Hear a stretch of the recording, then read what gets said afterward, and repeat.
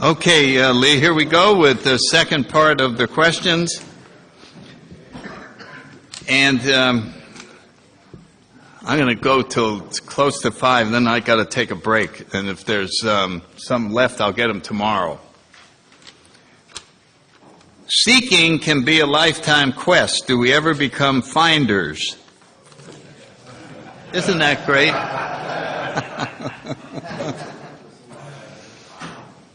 We're actually finding the entire time we're seeking. The mentality of seeking is such a gift to shift from where our will normally takes us to seeking God, that almost the decision to seek is a gift. And no, there's nothing to find at the end like the pot at the end of the rainbow.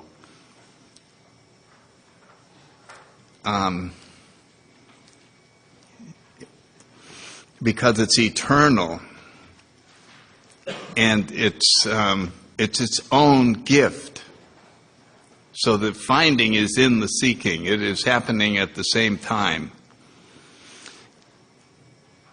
Now, if we have expectations that it should be more than we appear to have, then we want to get rid of the expectations for more so that you can be grateful for what you have. But we never get to, now I got it. What's the most important thing to know and understand about Alcoholics Anonymous? Oh, boy.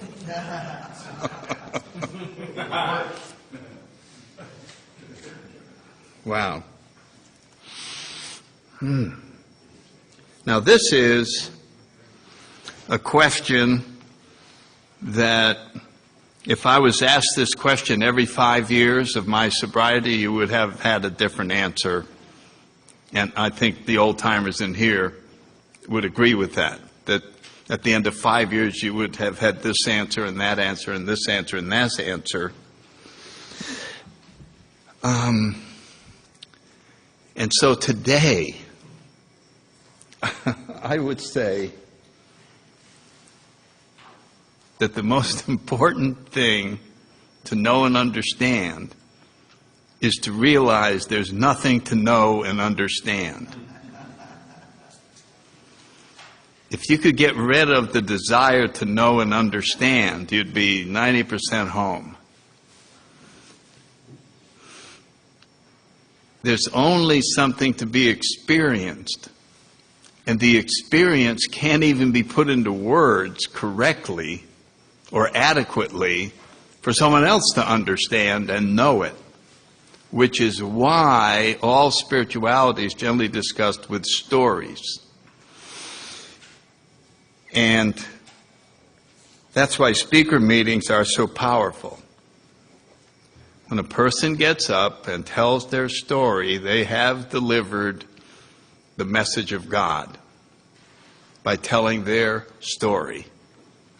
Because the new person looks and goes, there's no way that person went from there to there, where they are now, what I can see in front of me, without something miraculous happening to them. Now, do they understand what they just saw? No. Do they know what it is? No. But they experienced it.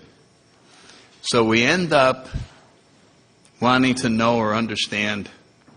We end up ending wanting to know or understand anything because it goes nowhere.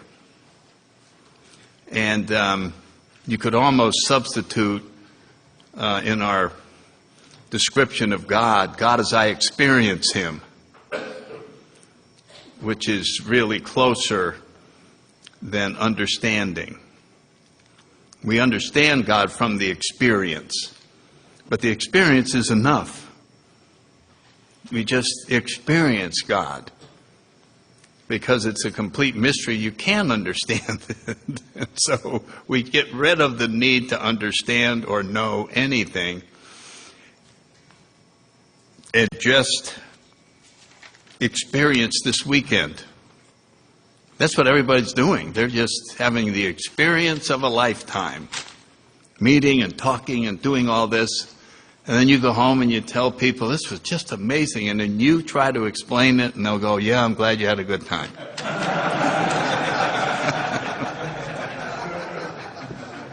Yeah. Oh, I love this. I upset myself constantly. Can you help me? Well, let's see. Perhaps I could assist you in upsetting yourself intermittently.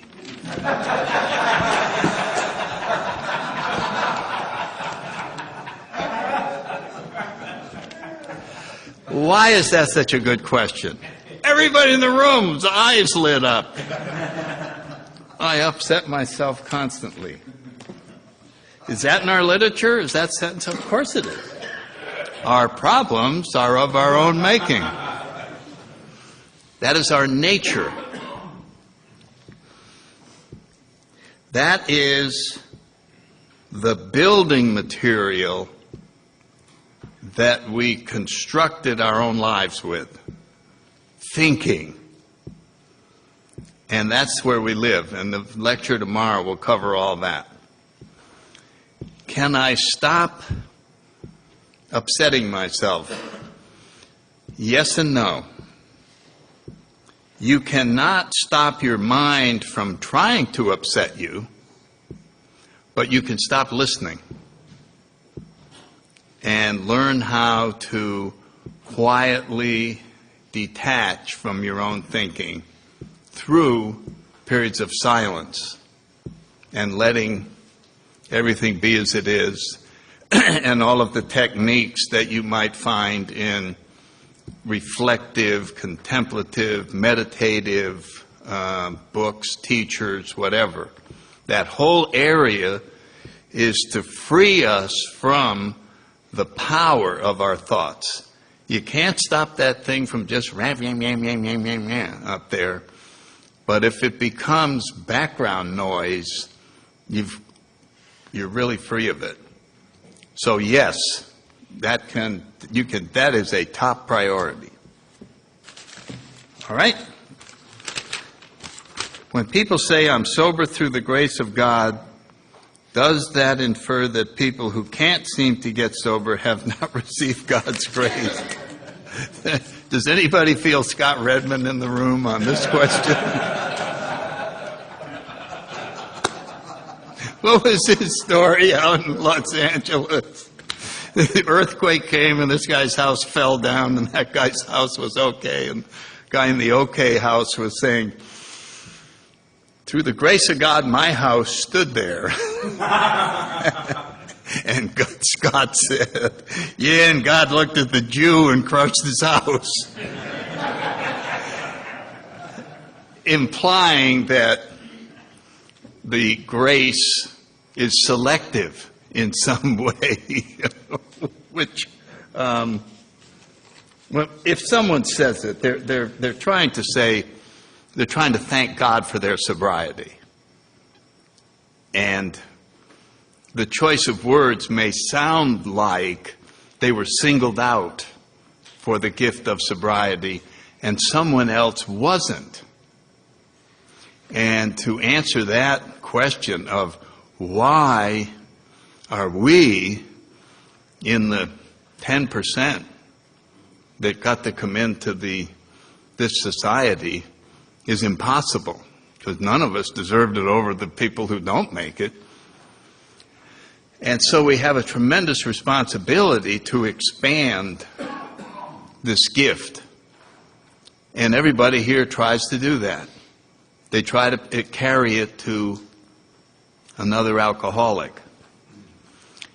And maybe someday we will understand why we were the ones that are in the middle of all this joy.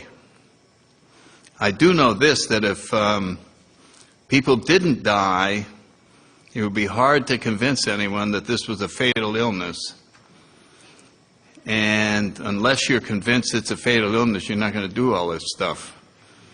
So they are just as big heroes as the rest of us. And they were just killed in combat, and we survived. But we all were fighting the same war, and we should thank them for their lives, because that's what saved us. If I didn't see somebody get hammered by this thing every so often, I might think they're putting different chemicals in the booze. And after 40 years, maybe the manufacturers got rid of that bad part that screwed up my system, et cetera, et cetera. So it's important that the reality of alcoholism is understood by everybody, that it is this wonderful life or death thing, and we can be grateful for all those that fought the battle and died. And they didn't do anything wrong. They were just the soldiers that had to get killed. And we can do a lot in their honor to expand this.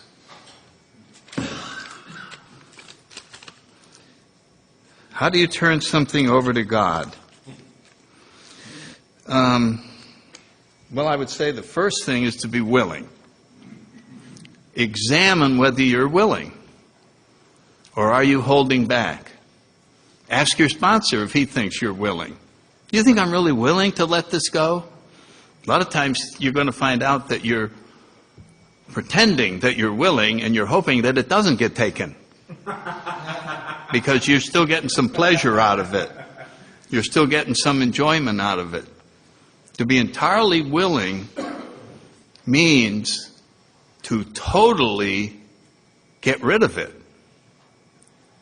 And total is a lot. The talks I give on the sixth step is, I always like to pick on lust as a lead one in a male audience.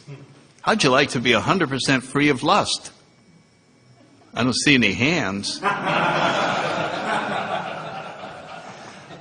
How about having some of the lust removed? Yeah, I want some of it. Yeah, I'd like some of it.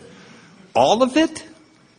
God was going to, I don't know what you thought, but I said, what is that, like being dead? No lust?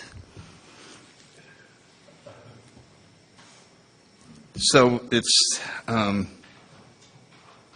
if I complained that God hadn't removed the lust, my sponsor might well say, are you willing? Well, almost. I'm almost willing. So I would check with willingness. That is probably the key thing. Because once we're entirely ready and are willing to go through the pain of having it removed, it'll go. It's absolute guarantee it'll be gone. So you don't want to sit there going, God doesn't want this gone yet. The resistance is not coming from God, it's coming from us, that we don't really want it to be gone. We don't want our lives entirely run by God. That's a huge act of spirituality. Okay. Boy, that's good. Prayer, meditation, and self-examination will provide an unshakable foundation for life. Question: what's the importance of self-examination in our spiritual journey? Crucial. We got 2 steps on it, right? 2 inventory steps. And what's the best way, what's the essential part of self-examination? I mean, that we've learned in AA. Running it by someone else. That's how you validate it. You can't self-examine without running it by someone else. It won't work. Absolutely out of the question, can't be done. You cannot see the truth about yourself by yourself. Has to be run by someone else. So that is the value of self-examination. It is validated by running it by someone else. And the fifth step teaches that. And what we find out is 2 points of view bring out the third dimension like 3D movies. It takes 2 images. And that's why our sponsor or whoever our advisor is will always be able to add something to the perspective that we already have. If it's exactly the same of ours, then it validates that we were on target for once. But self-examination is huge because we're battling our ego's ability to distort and disguise and rationalize and all of that. So it's absolutely crucial. How do I acquire conscious contact? Well, obviously surrender. That was the beginning ticket to give up, give up, give up. You want conscious contact? Take your handkerchief out. I give up. I surrender. I give up. I give up. Unconditionally, I surrender. We have to remove everything that is blocking us from contact. It's like cleaning your car won't start, so you go out and you look at the battery. Oh my God, you remember that? And then they take all the corrosion off, put the contact back on, and that's the corrosion are character defects. As soon as they're removed, the contact is there. It's waiting, just like the battery. It's waiting. All the power's there. The wiring is perfect. The crud is preventing it from happening. So there's the contact's just waiting for the contact points to be cleaned. Guaranteed. Boom, it'll start every time.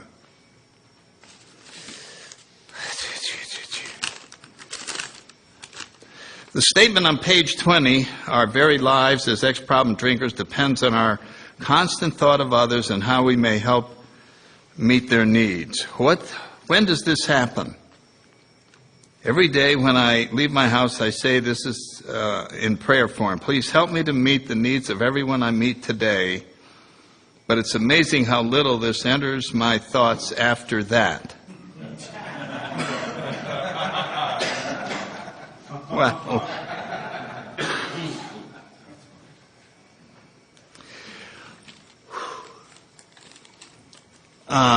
now we don't. I may be misreading this a little bit, but it sounds overambitious. How can I meet the needs of everyone I meet today?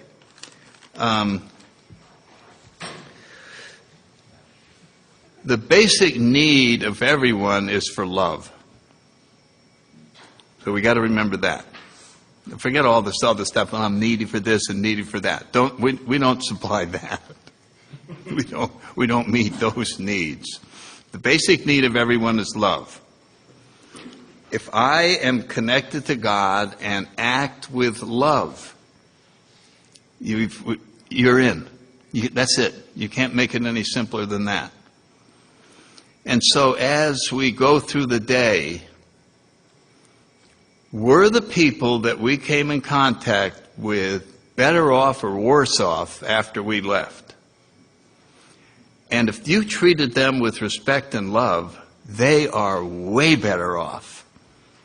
When you go into the dry cleaners to get your suit for your daughter's wedding and they've lost it, and you try to understand the clerk's position and don't blow up and say, never mind, I'll wear another one and I'll pick it up next week. You made her day. Because she didn't lose it. She has to be the one to tell you that it's lost. And if you are able to pull off something like that, you'll understand the power of love and understanding others. And that can be with a waitress, it can be with people in traffic, it can be with your boss, a coworker, everywhere. It's, can you bring love into every situation? It's so simple, and it'll make your day fly. You'll come home at night so happy, and it's so simple. And we don't like simple. Would you give us a brief example of a conversation you might have with a sponsee who came to you with a problem, marriage, not enough money, etc.? Okay. As I told you earlier, my job is to convince him that he doesn't have a problem. What is the definition of a problem? Something that disturbs you. My job is to show him that this doesn't have to disturb him. That's what I want. I'm not going to solve it. I'm going to show him that it doesn't have to disturb him. And I go, well, did you eat today? When's the last time you didn't have a meal? When's the last time you didn't have a ride to a meeting? Don't you agree that as long as you're fed and you keep going to meetings, you're actually okay? Do you believe that people in AA will help you if you end up needing a room for a while, or if you need this, if you need that? Don't you realize that you're going to be all right no matter what happens? Can you go home and pray to be undisturbed by the current situation instead of praying for the money? Can you pray to be undisturbed without the money? So you can see a problem is simply being disturbed. It's not. Some people are so good with adversity, they hardly bring it up. This will work its way out. I envy them. They're wonderful. And we ought to take lessons from them. I used to criticize those people and think that they were brain damaged. Don't they know they're supposed to be freaking out? What's wrong with him? Geez, he just got fired and he's going to go visit somebody in the hospital. So the conversation I have is to show how it's not mandatory to be upset. That's it. And when you're not upset and the channel's open, very often either a coincidence will happen or it will occur to you that your uncle said to call him if you ever had a job thing. Do you follow what I'm saying? In other words, the help is there. We're just not connected with it. The solution is waiting for us to be spiritually fit to hear it. And so eliminating the disturbance solves everything. That's the only part of the problem that needs working on. If it isn't bothering you, it isn't a problem. Okay? Oh. Yeah, thanks. Why does it seem so easy to lose spirituality?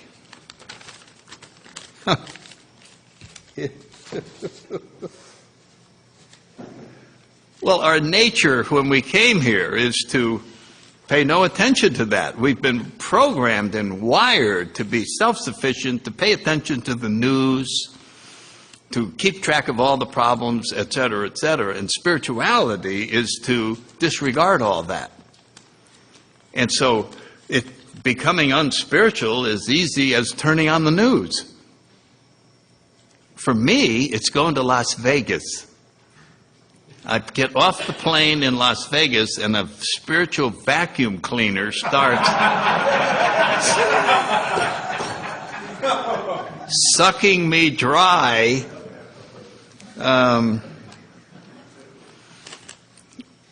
As I hit the city. It's one huge character defect walking around. And so it's easy to see how easy it is to lose it. And so in my case, I would be ready for that when I arrive. I would know that that is what is likely to happen and just not allow it. Just don't be relaxed as I land there and think that I'm fine. Of course it's easy. It's the easiest thing in the world. And that's why we start in the morning, contact with God. We say a prayer. We say little prayers during the day. We go to a meeting at noon. We're in contact with others. it is quite an undertaking to remain spiritual in a material world. It's not something that comes naturally. I find it hardest to surrender to God when I first wake up. What is your morning ritual for surrendering to the presence of God? I'm glad you asked that question, because if I didn't have to sleep, I could stay in great spiritual shape. My ego takes advantage of me being asleep to completely screw me up during the night. And when I wake up, it's awful. It has done a number on me. I don't know what it does, but it just goes in there and goes, don't forget, everything's all screwed up. When you wake up, you're back to 1962, when I was going towards the nut ward. And everybody hates you. You're a piece of crap. So when I open my eyes, that's what I first see. And the funny thing is, if I get out of bed, it goes away. And for some unknown reason, I'm trapped having to listen to this for 8, 10, 15 minutes. I can't believe I sit there, and as soon as I get out of bed, it goes away. So mine ends the second my feet hit the ground, and I'm functioning and all of that. That's the only vulnerability I seem to have, is sleeping, that allows my ego to gang up on me. In the morning, I do like to, and it hurts like heck to get down on my knees, but I do like the sense of surrender that conveys. I really like the Muslim getting all the way down. I mean, that is what a position of surrender. When I could stretch better and do those stretching routines, I really liked that sense that I was close to God. In other words, I turned my life over. I mean, it really had a very powerful symbolism to me that I was turning it over. It was mostly symbolic, but I felt it. So I don't know if that's of use to anybody. Then I have spiritual readings,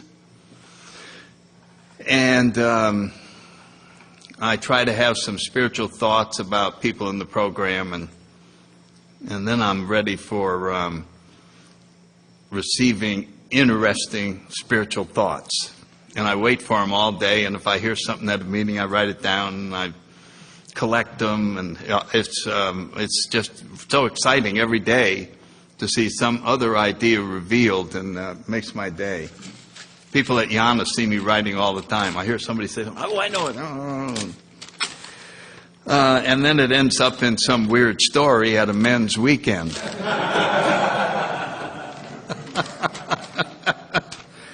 On page 98, it says, the minute we put our work on a service plane, the alcoholic commences to rely upon our assistance rather than upon God.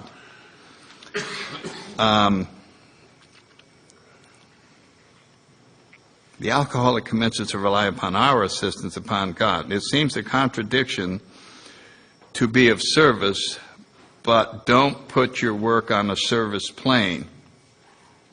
I think, as a matter of fact, I don't remember this. And I don't remember the context. But most alcoholics start out putting their trust in their sponsor, then their home group, and eventually in God. And when they put it in that order, they generally end up putting it in the hands of a different God than the one they knew as a kid. It becomes a new experience, even though they may call it by the same name. And so I don't know if that answered the question about, but don't put your work on a service plane.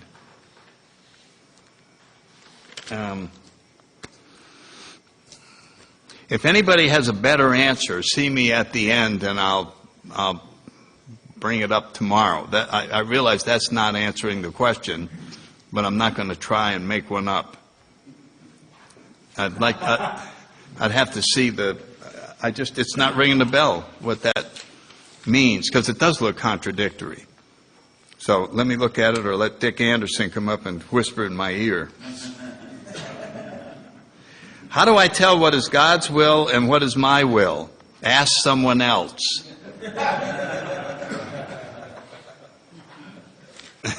How do I do it without asking someone else? You can't.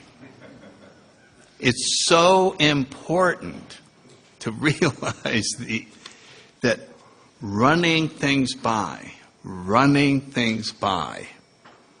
and to me that's it. It's guaranteed. It really cuts through the ability of the ego to impersonate God, which he likes to do. And what does Bill say? The most errant nonsense. The guidance will be the most errant nonsense that we get. Wow, we're getting there. I don't think I will make it. Why do I feel my capacity to love has limitations? I think that's very normal to have that feeling, but we should be grateful that we even have the beginning of that, the capacity to love, that we have recognized that we even have it, because that's a huge step forward. Because that tells you that your basic nature is love, and you're finally getting in contact with it. And as you get in contact with it, you haven't opened it fully, so it seems like it might be limited. But as time goes on and you finish all the steps, and as St. Francis puts it, make me a channel of thy love, we realize our capacity to love is covered by the size of the channel. And it can get restricted or choked up with fear, resentments, or any of those things. It does not mean that the supply of love has suddenly shrunk, but rather the capacity to flow through us has been restricted by our self-centeredness or whatever it is. So as we clear the channel, you find that your capacity to love is unlimited, and you're going to be delighted to experience that.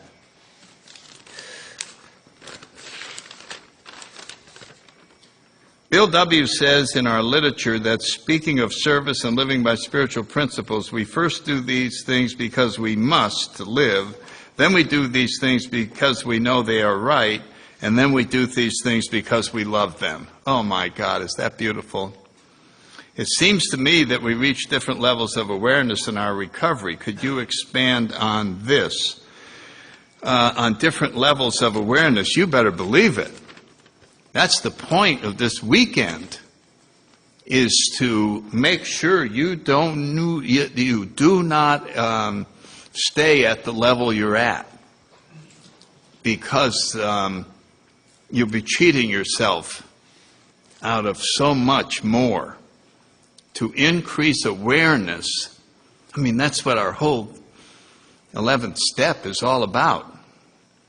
Improve our conscious contact is to increase our awareness until we're just totally God conscious, totally God guided, and you suddenly realize that that was really the whole purpose of life, and all the rest of this stuff is incidental. In that level of awareness, you will do nothing but spread love and teach others how to do this. So increasing levels of awareness is the most exciting thing that can happen. Why aren't we all doing it? And that was what Natcher was talking about, and what I was talking about when I gave the story about there's one meeting a week and you had to pray a lot, and now there's all this tremendous support structure and you don't have to hardly pray at all. And Bill called it that through this great support structure that we have, you can have good to very good sobriety. And very good and good as the biggest enemy of the best that there is, because there's no urgency to move on.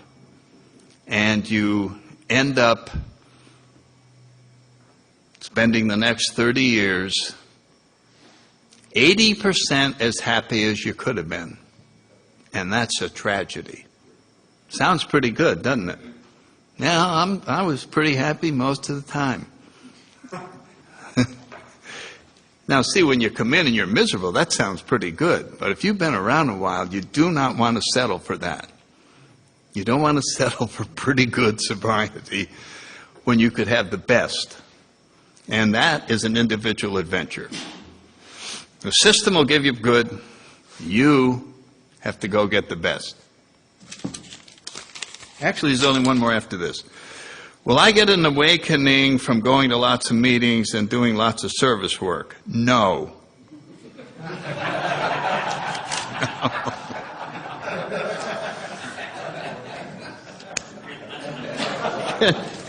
Can you take that off the tape, please?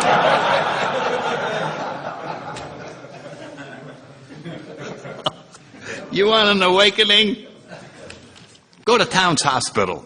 There, that's the end of that. Bill hadn't done anything.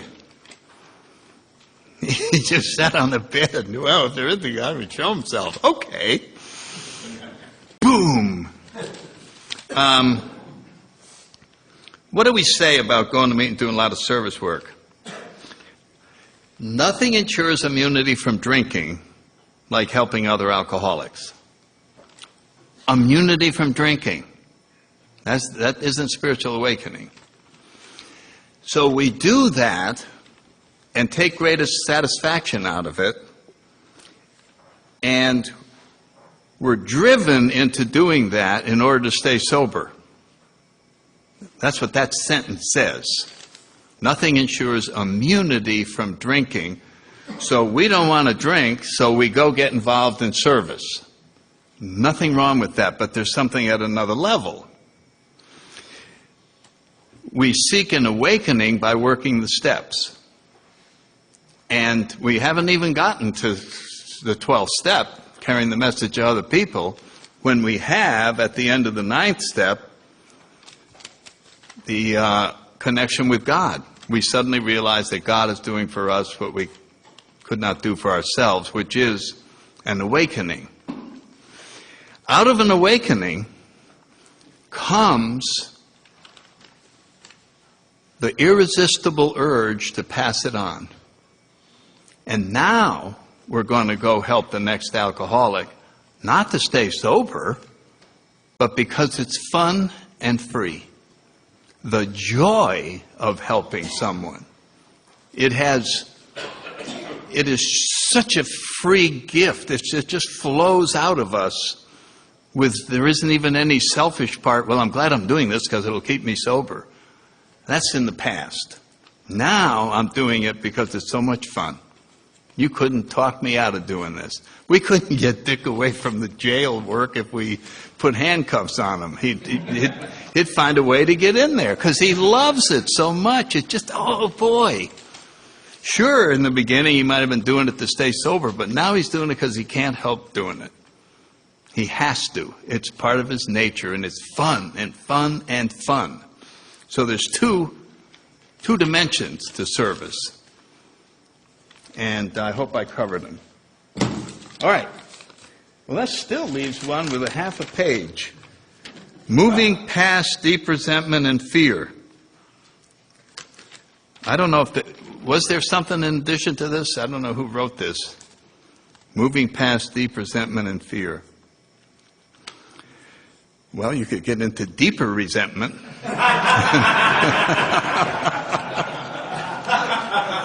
I'm sorry. Maybe I missed. If you know the rest of this, whisper it in my ear and I'll answer it tomorrow. We're down to the last one. Oh, no.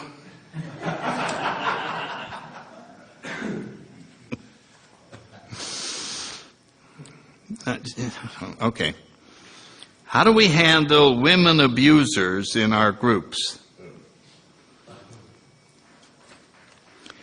I guess 13th stepping has been around. I really think that there's a failure of sponsorship here. That's where I would see it. I mean, a good sponsor this would be over in a heartbeat, and it would be done in the proper way, one-on-one, and not in front of anybody, not in public, not embarrassing somebody in front of the whole group, not calling them out, and that kind of thing. In the Marine Corps, we called it, we praise in public and chastise in private. And I really believe that's a good lesson. And so, if it moves you to have a one-on-one, and you feel that it can be done out of love and will be received out of love, it might be attempted. But I certainly think it has to be one-on-one, that it can never be done in front of the whole group. That would be terrible, terrible thing. How do we get rid of wanting to chase the women when they come in? I thought old age would take care of that.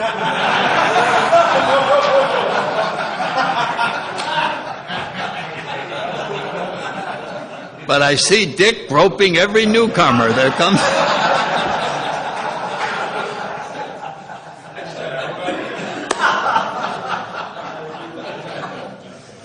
And Lee exercising total self-restraint. So I'll tell you, that'll remain the mystery in AA for hundreds of years. What do we do about the women problem? And and I think that God put it there for a reason, so it must be okay. We're at the end of the time. I want to thank you for the most brilliant questions. I really was impressed, and I hope it was of benefit to everybody. Thank you, and we start now. Yeah, round of applause, round of applause.